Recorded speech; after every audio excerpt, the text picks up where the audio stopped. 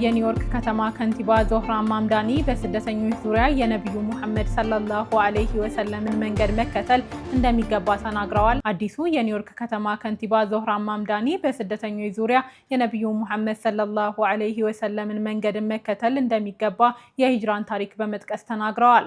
ከንቲባው ለስደተኞች ጥበቃን ለማጠናከርና በከተማዋ ንብረት ላይ የፌዴራል የኢሚግሬሽን አስፈጻሚ እርምጃዎችን ለመገደብ የታለመ የማስፈጸሚያ ትዕዛዝ ፈርመዋል። በዚህ ወቅት እንደተናገሩት የማስፈጸሚያ ትዕዛዙን የሚፈርመው በኒውዮርክ ለሚኖሩ ስደተኞች ብቻ ሳይሆን ለሁሉም የከተማዋ ነዋሪዎች ነው ብለዋል።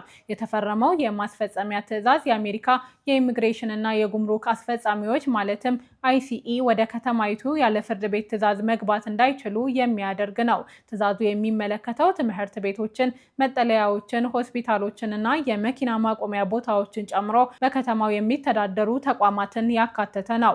ማምዳኒ የራሴን እምነት እስልምናን በስደት ታሪክ ላይ የተገነባ ሃይማኖት አድርጌ ቆጥረዋለሁ። የሂጅራ ታሪክ ነብዩ ሙሐመድ ሰለላሁ ዐለይሂ ወሰለም ከመካ ሸሽተው በመዲና አቀባበል ሲደረግላቸው እንግዳ እንደነበሩ ያስታውሰናል ሲሉ ጠቅሰዋል። አስከትለውም ከቁርአን የሱረቱን ነህልን አንቀጽ በመጥቀስ በምሳሌ ያስደግፈውታል። ከንቲባው የእስልምናን የረጅም ጊዜ የርህራሄ እና የመሸሸጊያ ባህል አጉልተው በመግለጽ የነብዩ ሙሐመድን ሰለላሁ ዐለይሂ ወሰለም የሂጅራ ታሪክን በአሜሪካ የኢሚግሬሽን ፖሊሲ ውስጥ መጠጊያ ለማቅረብ የሞራል ማዕቀፍ አድርገው አቅርበዋል። ማምዳኒ በታሪኩ ማህበረሰቦች ለስደተኛ ሰዎች እንዴት ምላሽ እንደሚሰጡ ትምህርት አድርገው በማቅረብ ስለ ኢሚግሬሽን እና ጥገኝነት ወቅታዊ ሁኔታዎችን ለመመልከት እንደሚረዳ ጠቁመዋል ሲል TRT ወርልድ ዘግቧል።